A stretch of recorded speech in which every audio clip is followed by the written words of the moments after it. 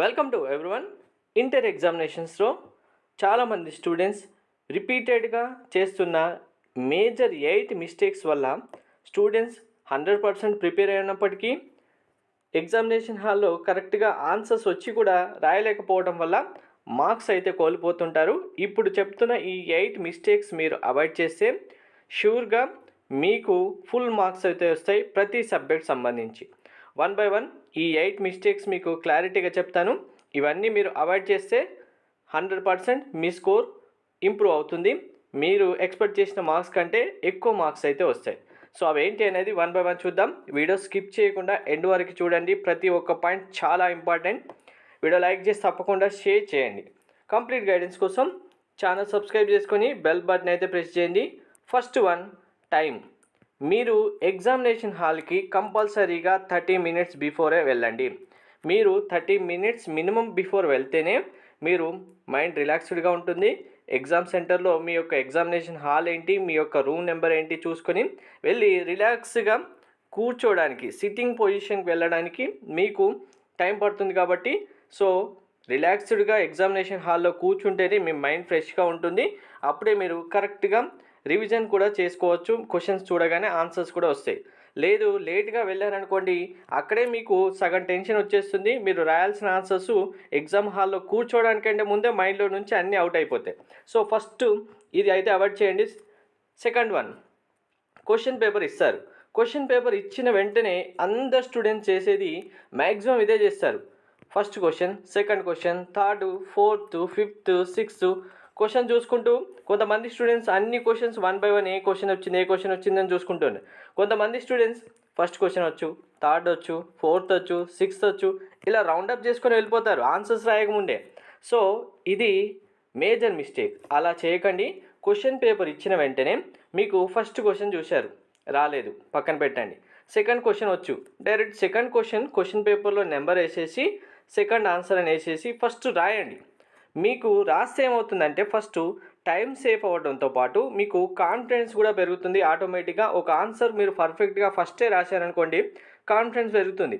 ఇప్పుడు ఇలా నెంబర్స్ చూసుకుంటూ వెళ్ళి ఫస్ట్ క్వశ్చన్ వచ్చు, సెకండ్ రాదు, థర్డ్ వచ్చు, ఫోర్త్ వచ్చు, ఫిఫ్త్ రాదు, అరే నాకు 2 క్వశ్చన్స్ రావే, ఈ ఆన్సర్స్ రాయకపోతే నాకు మార్క్స్ వస్తాయా లేవా.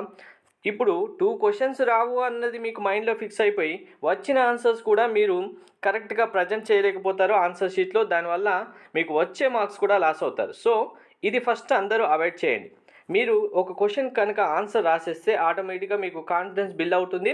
మీరు పర్ఫెక్ట్గా ఎగ్జామ్ అయితే రాయగలుగుతారు. అప్పుడు మీకు ఆన్సర్స్ వచ్చేస్తాయి.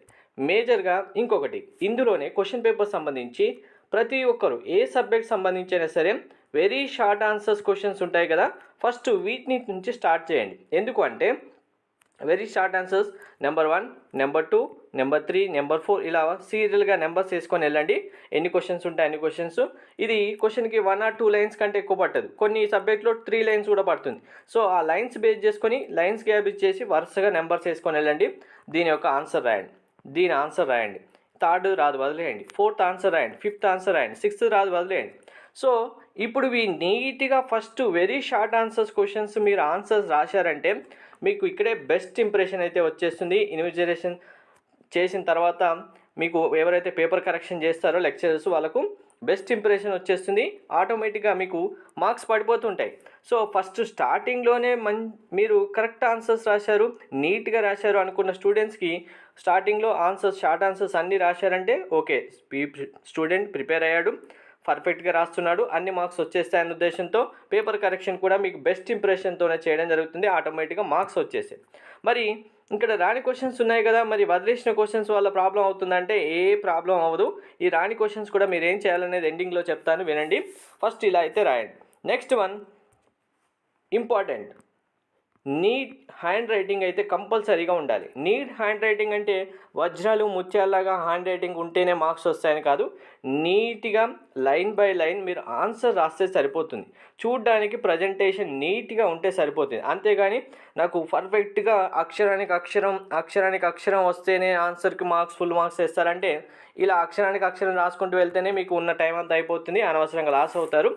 నీట్గా ఉంటే సరిపోతుంది. అది కూడా ఇప్పుడు ఆన్సర్ రాశారు మీరు, ఇంటర్ ఎగ్జామ్స్ అని రాశాం. ఇక్కడ ఇంటర్ ఎగ్జామ్స్ ఇప్పుడు ఈ మిస్టేక్ అయింది, ఎగ్జామ్స్ అనేది స్పెల్లింగ్ మిస్టేకో లేకుంటే వర్డ్ మిస్టేకో ఈ సెంటెన్స్ మిస్టేక్ అయింది, జస్ట్ సింపుల్గా ఒక స్ట్రైక్ ఇవ్వండి అంతే. దీన్ని ఒక స్ట్రైక్ ఇచ్చి దీని తర్వాత నుంచి ఆన్సర్ కంటిన్యూ చేయండి ఏదైతే ఉంటుందో అది. అంతేకాని దీన్ని ఇలా క్లమ్జీగా చేసేసి, లేదంటే కొందరు ఇలా ఇంటూ మార్క్స్ ఇచ్చేస్తారు, లేదంటే కొందరు ఇంకా దీనికి బాక్సెస్ పెట్టేసి ఇది రాంగ్ అని రాస్తుంటారు. ఇలా ఏమి చేయకండి. ఏదైతే మిస్టేక్ అయిందో సింగిల్ స్ట్రైకిల్ ఇచ్చేసి దాని పక్క నుంచి ఆన్సర్ రాసుకుంటూ వెళ్ళండి, మీకు అందులో ఫుల్ మార్క్స్ వచ్చేస్తాయి మళ్ళీ. సో ఇలా స్ట్రైక్స్ విషయంలో కూడా క్లారిటీగా మీరు సింగిల్ స్ట్రైక్ ఇస్తే చూసే వాళ్ళకు కూడా వాళ్ళకు బెస్ట్ ఇంప్రెషన్ అయితే ఉంటుంది. ఇక్కడ క్లమ్జీగా చూసిన దానికి సింగిల్ లైన్ స్ట్రైక్ దానికి ఇక్కడే మీకు డిఫరెన్స్ అర్థమైంది కదా. ఈ మిస్టేక్ కూడా ప్రతి ఒక్కరు అవాయిడ్ చేయండి.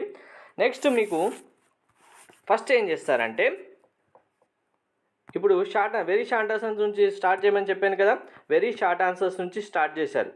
సో ఇందులో కూడా మీరు ఏం చేస్తారంటే, ఫస్ట్ మీకు వచ్చిన ఆన్సర్స్ ఏవైతే ఉంటాయో, మీకు ఆన్సర్స్ ఏవైతే వచ్చు క్వశ్చన్స్కి అనుకున్నామో, ఇప్పుడు నెంబర్స్ వేసి ఇప్పుడు వరుసగా చేయమని చెప్పాను కదా, 1 వచ్చు రాయండి, 2 వచ్చు రాయండి, 3 వదిలేయండి, 4 వచ్చు రాయండి.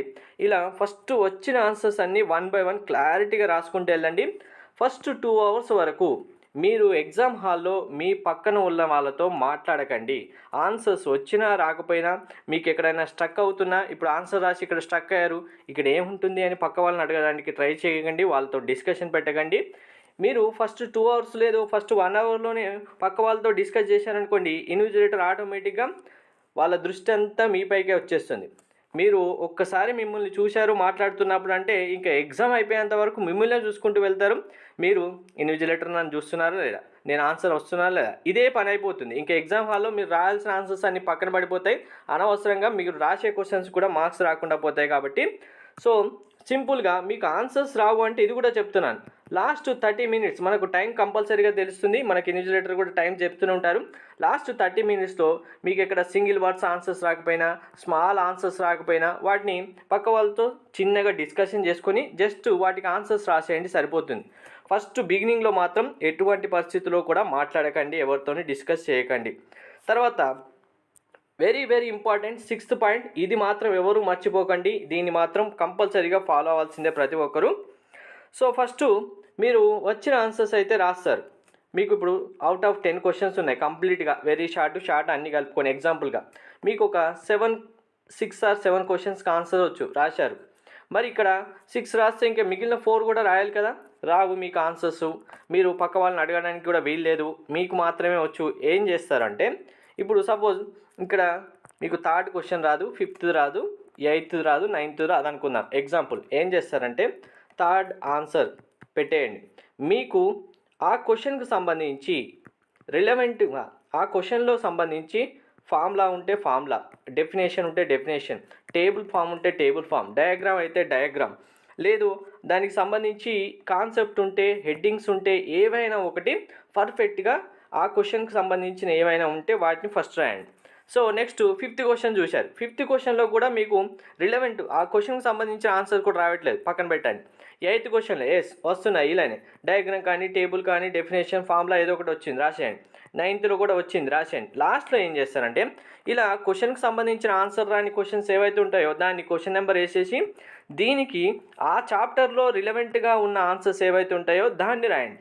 రాయడం ద్వారా ఏమవుతుందంటే, మీరు ఫస్ట్ బిగినింగ్లో నీట్గా ప్రజెంటేషన్ చేశారు, స్ట్రైక్స్ ఇవ్వలేదు, నీట్ హ్యాండ్ రైటింగ్ ఉంది, వచ్చిన ఆన్సర్స్ పర్ఫెక్ట్గా రాశారు. అప్పుడు ఏమవుతుందంటే ఆటోమేటిక్గా ఇవి షార్ట్ ఆన్సర్స్ కాకుండా మిగిలిన ఆన్సర్స్ సంబంధించి షార్ట్ ఆన్సర్స్తో గ్యాప్ ఇచ్చేసి ఫిల్ చేసేయండి అక్కడే, మిగిలిన వాటికి సంబంధించి ఇలా చేయకండి. మీకు తర్వాత వెరీ షార్ట్ ఆన్సర్స్ మాత్రం బిగినింగ్లో రాసి, షార్ట్ ఆన్సర్స్, లాంగ్ ఆన్సర్స్ మాత్రం ఇలా మీకు రానివి ఏవైతే ఉంటాయో వాటిని ఎండింగ్లో ఇలా కనుక మీరు రాస్తే ఆటోమేటిక్గా మీకు మార్క్స్ పడిపోతాయి. ఎందుకంటే స్టార్టింగ్ నుంచి very short answers full marks వచ్చాయి మీరు రాసిన కాటికి, తర్వాత షార్ట్ ఆన్సర్స్ మార్క్స్ వచ్చాయి, లాంగ్ ఆన్సర్స్ మార్క్స్ వచ్చాయి. ఆటోమేటిక్గా ఇక్కడ ఏమవుతుంది, ఓకే స్టూడెంట్స్ చదివారు, పర్ఫెక్ట్గానే చేస్తున్నారు, అన్ని ఆన్సర్స్ కరెక్ట్గా ఉన్నాయన్నప్పుడు ఇవి మీకు కొంచెం అటు ఇటుగా అయినప్పటికీ, లేదు వీటికి మార్క్స్ ఇంకా పడవు అన్న వాటికి కూడా 1 or 2 మార్క్స్ వేసుకుంటూ వెళ్తారు, ఆటోమేటిక్గా మీకు మార్క్స్ ఇంప్రూవ్ అవుతాయి. ఇది మాత్రం ఎవరు మిస్ చేయకండి. ఎగ్జామినేషన్ హాల్లో ప్రతి ఒక్క స్టూడెంట్ ఇదే చేస్తున్నారు, ప్రతి ఇయర్ కూడా వచ్చిన ఆన్సర్స్ రాసేసి మళ్ళీ మిగిలిన ఆన్సర్స్ అసలు నాకు సంబంధం లేదు, ఈ క్వశ్చన్ పేపర్ నాదే కాదు అన్నట్టు వదిలేసి వస్తారు. అలా చేయకండి. తర్వాత ఇంకా మీరు క్వశ్చన్ పేపర్లో ఆన్సర్ షీట్ సంబంధించిన డీటెయిల్స్ ఏవైతే ఉంటాయో అవి పర్ఫెక్ట్గా రాయండి. క్వశ్చన్ నెంబర్స్ కన్ఫర్మ్ అయ్యండి. క్వశ్చన్ నెంబర్ 1 ఆన్సర్ రాయండి. క్వశ్చన్ నెంబర్ 2 ఆన్సర్ పర్ఫెక్ట్గా ఇక్కడ మీరు ఏ క్వశ్చన్ అయితే రాస్తున్నారో దానికి మెన్షన్ చేయండి. కొందరు నెంబర్సింగ్ ఇవ్వడం మర్చిపోయి డైరెక్ట్గా ఆన్సర్స్ 1 by 1 రాసుకుంటూ వెళ్తారు. అప్పుడు ఏ క్వశ్చన్కి ఏ ఆన్సర్ అని వాళ్ళు అనుకుంటారు. కాబట్టి ఇది మాత్రం మిస్ చేయకండి. సో లాస్ట్ పాయింట్, ఇంకా మీరు స్టూడెంట్స్ ఎవరైనా సరే కన్ఫామ్గా మీరు పెన్స్ అయితే మీ పెన్స్ 2 పెన్స్ కావాలంటే ఎక్స్ట్రా పెన్ క్యారీ చేసుకోండి కంపల్సరీగా. హ్యాండ్ రైటింగ్ విషయంలో మీకు నీట్ హ్యాండ్ రైటింగ్కి మనకు ఆల్రెడీ ప్రీవియస్గా మీరు యూజ్ చేస్తున్న పెన్స్కి ఆల్రెడీ మనకి ఎగ్జామినేషన్లో ఒకవేళ పెన్ స్ట్రక్ అయిపోతే మీరు పక్క వాళ్ళని అడిగిన పెన్కి అక్కడే డిఫరెన్స్ వస్తుంది. దాని మేజర్ రోల్ పెన్ కూడా పే చేస్తుంది ఇక్కడ. కాబట్టి పెన్స్ కంపల్సరీగా ఎక్స్ట్రా పెన్ తీసుకెళ్ళండి. ఒక వాటర్ బాటిల్ తీసుకెళ్ళండి, మీ బాటిల్ మీ దగ్గర పెట్టుకోండి. అండ్ ప్రతి సబ్జెక్ట్ సంబంధించిన ఎగ్జామినేషన్కి ఆ సబ్జెక్ట్కి అవసరమైన థింగ్స్ ఏవైతే ఉంటాయో స్కేల్ కానీ, ఎరేజర్ కానీ, షార్ప్నర్ కానీ, ఇలా ఏవి అవసరం ఉంటాయో అవి కంపల్సరీగా క్యారీ చేయండి. ఎగ్జామినేషన్కి వెళ్ళిన తర్వాత పక్క వాళ్ళని అడుగుతాను వాళ్ళ దగ్గర తీసుకుని అంటే అక్కడ మీకు టైం వేస్ట్ అవుతుంది. అనవసరంగా ఇన్విజిలేటర్ మిమ్మల్ని చూసుకుంటుంటారు, మీరు అక్కడే స్టక్ అయిపోతారు. సో ఈ మిస్టేక్స్ అన్నీ అవాయిడ్ చేస్తే ఇంటర్ ఎగ్జామ్స్లో మిమ్మల్ని మించిన వారు ఎవరు ఉండరు. పర్ఫెక్ట్గా ఇలా అటెంప్ట్ చేయండి అందరూ. Thank you.